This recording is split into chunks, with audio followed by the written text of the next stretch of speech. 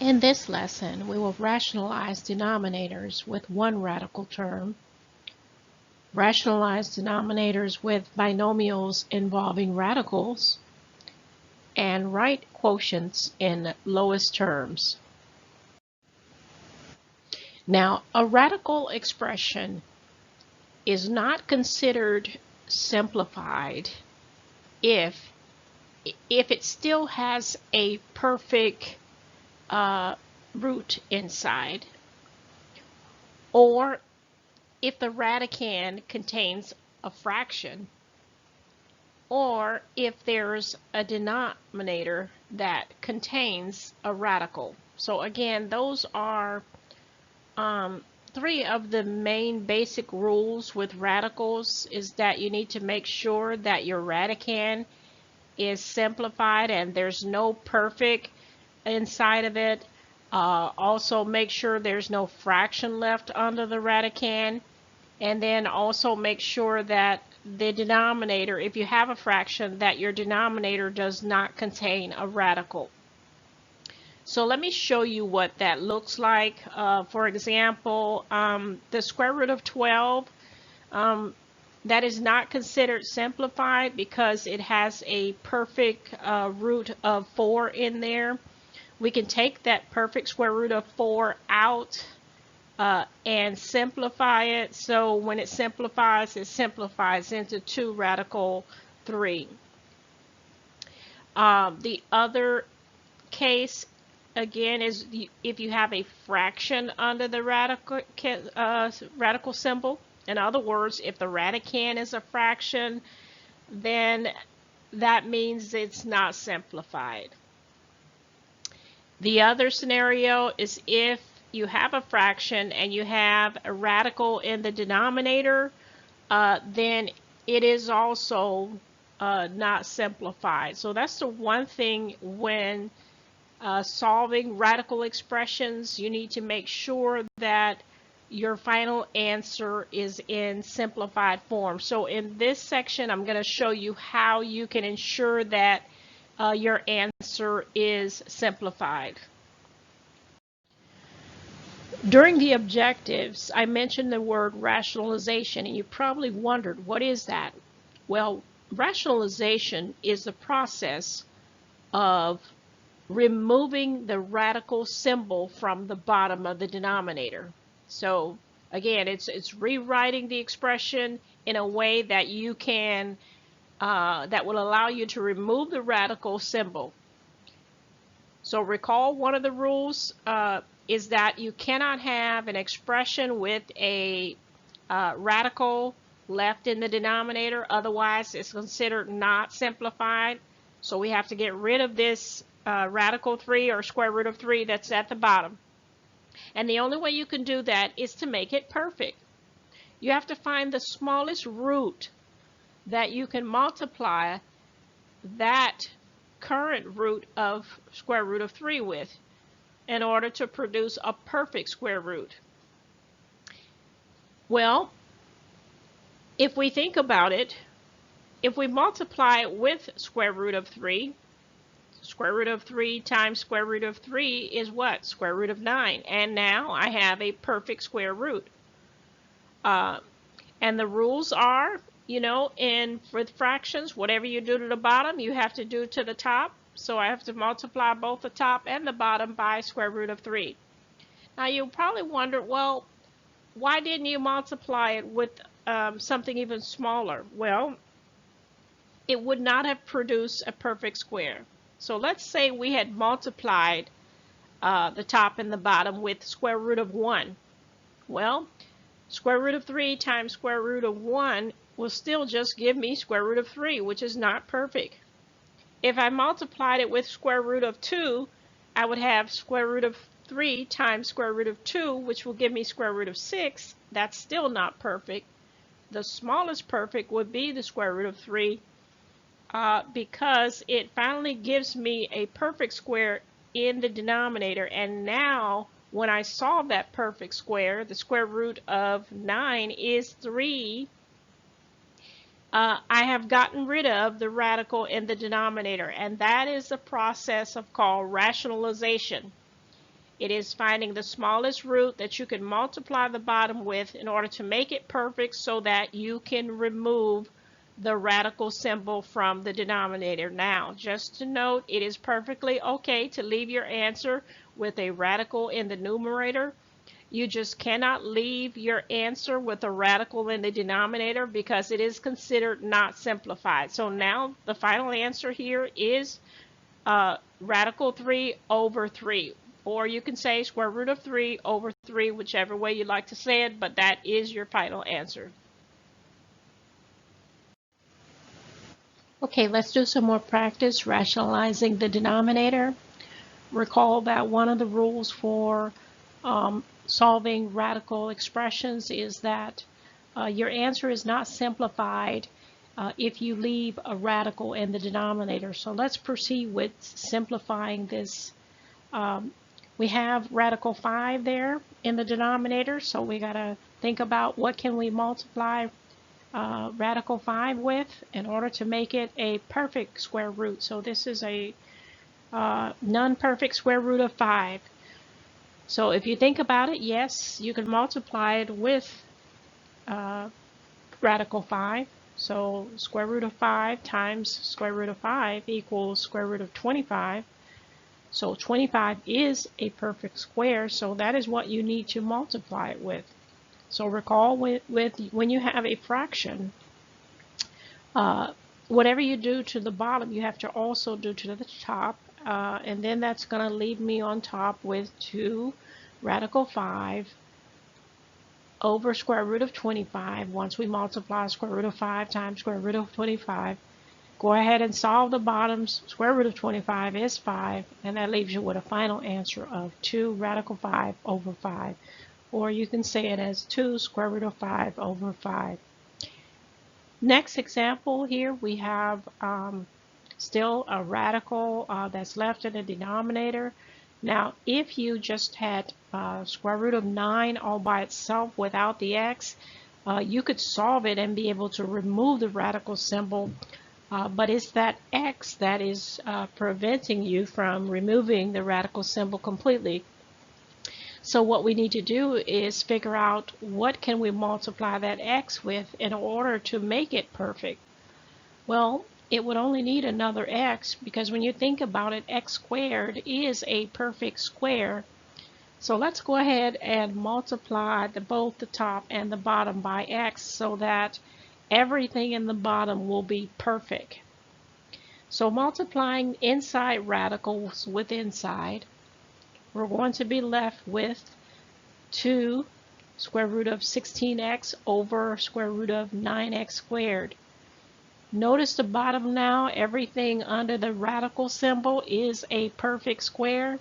So we can go ahead and solve it and remove the radical symbol. Square root of 9 is 3.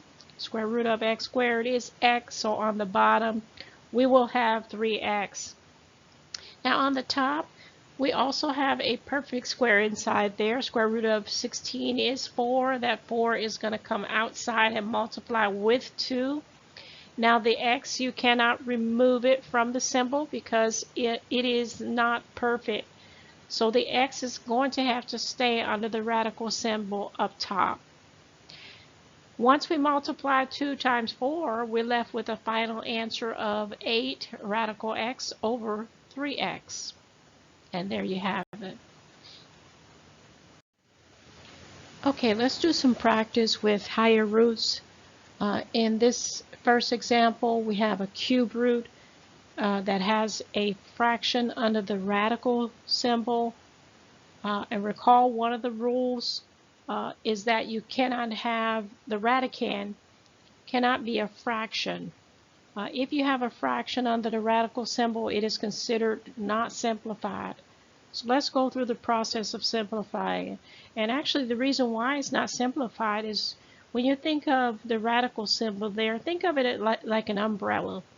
That cube root umbrella is under the 1 and it's also under the 2, which means that the top is cube root of 1 and the bottom is cube root of 2.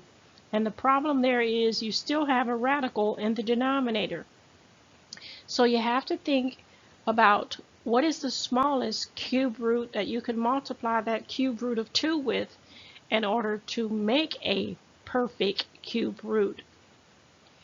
Now we know that 8 is a perfect cube root, so all we have to do is multiply both the top and the bottom by the cube root of 4, and then we can make the bottom a perfect cube root.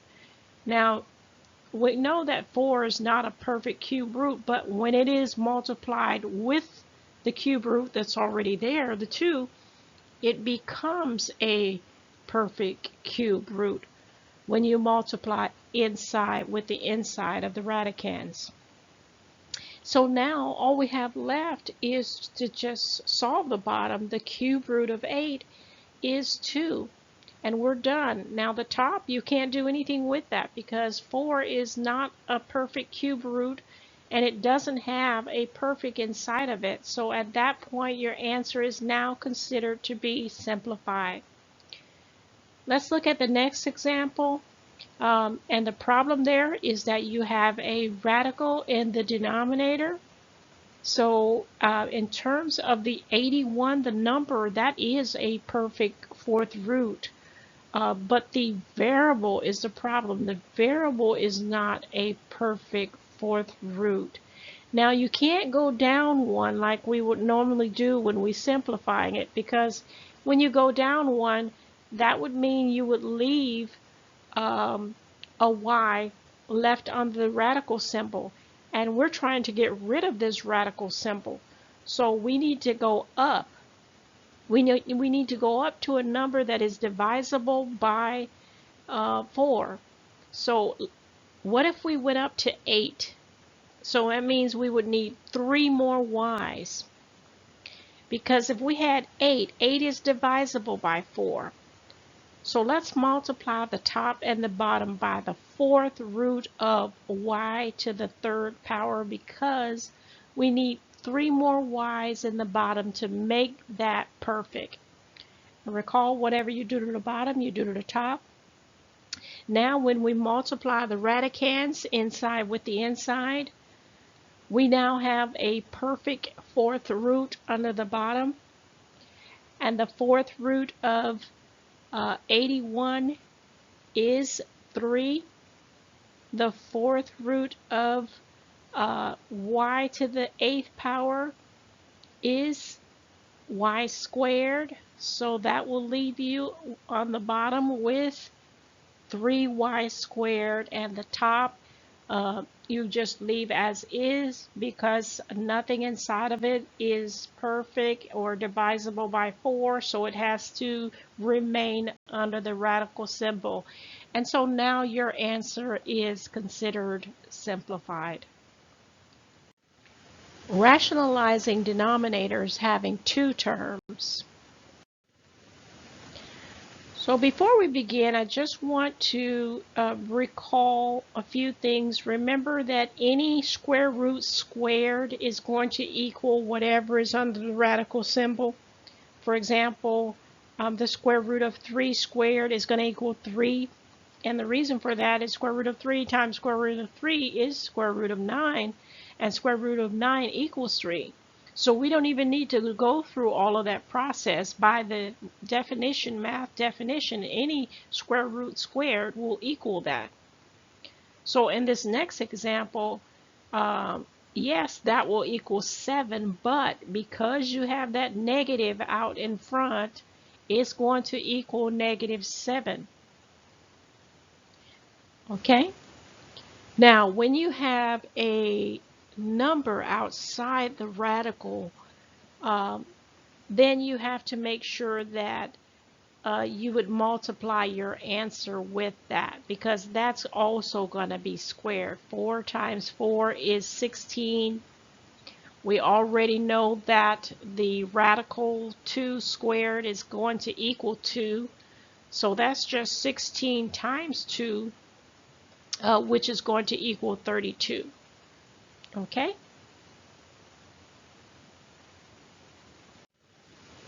Okay, I also want to refresh your memory about conjugates. Conjugates, recall, is when you have a set of binomials where the only difference between them in terms of what they look like is their sign. In terms of the terms, they are the same, except one will have a negative and one term will have a positive. So for example, 5 plus square root of 2, the conjugate of that would be 5 minus square root of 2. And remember, if you were to multiply conjugates, that you only need to do the letters F and L of FOIL, because the O and the I will always cancel out. So as we go over these problems, I just want to mention I'm not going to do all the letters of FOIL when we multiply them. I'm only going to do the F and the L because it's not necessary, because O and I will cancel out. Let's talk about the rationalization process. Well, first we have this example here, 5 over square root of 3 minus 2, and the problem here is that you have a radical in the denominator. You cannot have a radical in the denominator, so we need to rationalize. And whenever you have two terms, you have to rationalize by its conjugate. The conjugate of square root of 3 minus 2 is square root of 3 plus 2. So I have to multiply both the top and the bottom by its conjugate. Now on the top, all I need to do is just put them together. We don't even need to do the distributive property or multiply. Just simply put them together with the 5 on the outside, and then you have your binomial. On the bottom, we have two binomials, so we can do FOIL. So first, square root of 3 times square root of 3 equals square root of 9. Last, negative 2 times positive 2 equals negative 4. On the bottom, square root of 9 equals 3. So let's go ahead and simplify that. Lastly, when we combine a positive 3 and a negative 4, we get a negative 1. Now, it is customary to not to leave a negative in the denominator, so we can rewrite that expression by writing it like so. Okay, so when you rewrite it as this way, you should know that any number divided by a negative is going to equal a negative. For example, if I had 8 divided by negative 1, it is going to equal negative 8. So in this case, I have 5 times radical 3 plus 2 over negative 1. That is why it's going to equal negative 5 times radical 3 plus 2. It's because any number you can think of, if you divide it by negative 1, it is going to equal the negative of that number. The other option is you can use the distributive process to write it in a different form, still the same answer. 5 times radical 3 equals negative 5 radical 3. Negative 5 times positive 2 equals negative 10. So both are correct form of the answer. You can write it in either way. Let's do some more practice with rationalizing the denominator. So here, the problem here is that you have that radical 7 in the denominator, so we're going to have to remove it by multiplying by its conjugate. The conjugate of 2 minus square root of 7 is 2 plus square root of 7, multiplying both the top and the bottom. On top, we're just going to put those numbers together. On the bottom, we're going to multiply. 2 times 2 is 4. And last is square root of 7 times square root of 7 equals square root of 49. And it's going to be negative because notice that one of the radicals there have a negative in front of it. The other has a positive in front of it. And it's already going to equal a 7, you should know that, because square root of 7 squared equals 7. So now all we have to do at this point is just combine the bottom, which is going to equal -3. And again, we don't want to leave that negative there left in the bottom. But we can also simplify this, because that 9 is on the outside by itself. We can cancel out the common factor in that 9 with the common factor of that 3. So cancel a 3 out. And what you're left with is, again, a -1 in the bottom. Now, this particular answer, if you're doing your homework, if my math lab accepts it in that way with the -1 on the bottom, that's fine. I kind of doubt it. I think it's going to make you simplify it to where you don't have the negative there left in the bottom. So as I told you before, any number divided by -1 is going to be the negative of that. So all I need to do is just write that top with a negative in front of it, and that's my answer. Or if you like, you can distribute it, because -3 times 2 equals -6. -3 times radical 7 is -3 radical 7, and that's your answer. All right, let's do another one. So here on this particular example, we have 2 radicals in the denominator. So we got to get rid of both of those radicals. And remember, the way you get rid of it is to multiply by its conjugate. The conjugate of square root of 5 minus square root of 3 would be square root of 5 plus square root of 3. So let's go ahead and multiply the top and the bottom by that. So notice on top we have binomials. We don't just have one term there on the outside. We have 2 binomials, and the only way you're going to simplify binomials is to use FOIL, first, outer, inner, last. Now on the bottom you have conjugates, and now when you have conjugates, you only need to do first and last. So let's go ahead and do FOIL on top and first and last on bottom. So it's going to look like so. We can go ahead and simplify a few things here. On the top, we can simplify the 18, but by the way, you can't simplify the 30. 30 does not have a perfect inside of it, so you leave it alone. But the 18 does, because 9 times 2 is 18, so the perfect would be the 9. So we need to simplify that. The third term, you can't simplify that, and neither the fourth term. On the bottom, we can simplify the bottom, because the square root of 25 is 5, the square root of 9 is 3. Let's go ahead, and the square root of 9 is 3, move that 3 outside in front.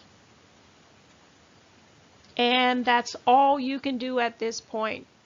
In the numerator, you cannot combine any of those radicals, because notice the radicand on all of them are different. None are like radicals. So therefore, at this point, you are done. There is nothing that you can cancel. Don't try to cancel the 2 on the bottom with that 2 on the top.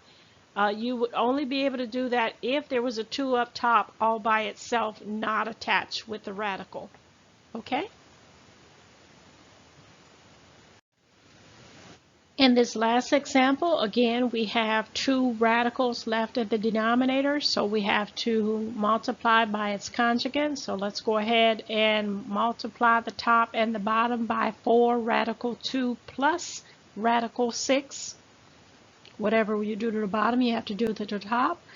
That's going to leave you with a binomial on top and on the bottom. So on top, there's no way around it. You're going to have to do all the letters of FOIL. First, outer, inner, last. Multiply outside with the outside and inside with the inside. On the bottom, because you have conjugates, you only need to do the F and the L. So we're going to go ahead and do that. It's going to look like so. So we have a lot of simplification that we need to do here. So let's start up top and move from left to right and talk about what we need to simplify. So of course we have a perfect square root of 4. The square root of 4 is 2, and you're going to multiply that 2 with the 8 on the outside there, and you're going to remove the symbol. Here, the square root of 12, there's a perfect square root of 4 inside that you have to take out and same thing for the third term. And the last term is a perfect square, so the square root of 36, that's just simply 6. On the bottom, we also have perfect squares. When we solve them, we're going to multiply it with the number outside. The last term there, that's a perfect square. You're going to go ahead and solve that as well. So let's go ahead and do some of that process there. Now for the top, the second and the third term, you're going to take those perfect squares out. The square root of 4 is 2. Multiply that 2 with the number 2 that's already on the outside.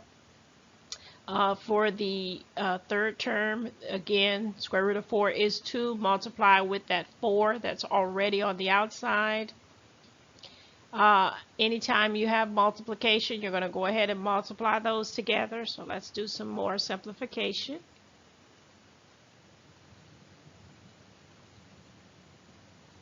Combine and subtract the bottom, and that leaves you with 26 on the bottom.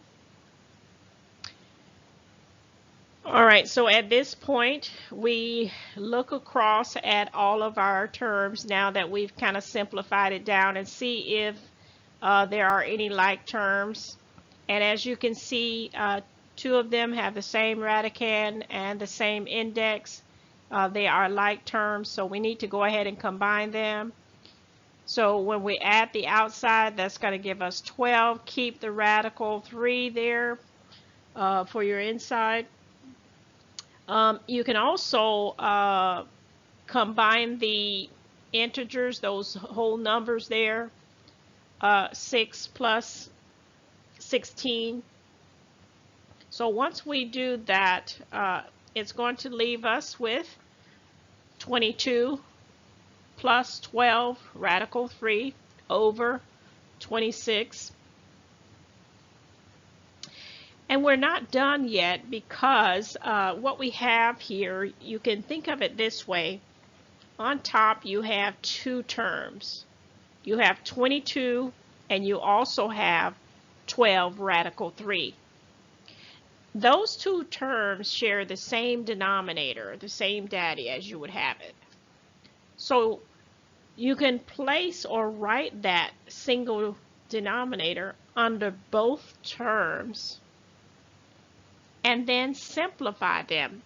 We can simplify that fraction 22 over 26 because there's a common factor of 2 inside. We can also simplify and take out the common factor between the 12 and the 26. So we have to always make sure that we write our answer in simplest form. So when we simplify these 2 rational expressions, what we're left with then, you can either write it back separate the way it is, or you can put it back together into one. Here I wrote it back together as 1. 11 plus 6 radical 3 over 13. You could have also written it as 11 over 13 plus 6 radical 3 over 13. So when you're doing your homework, if you want to write them as 2 separate, but as long as the fractions are simplified, I think my math lab will be okay with that. Or you can write it both terms as having the same denominator. Okay, so both forms of answer is correct.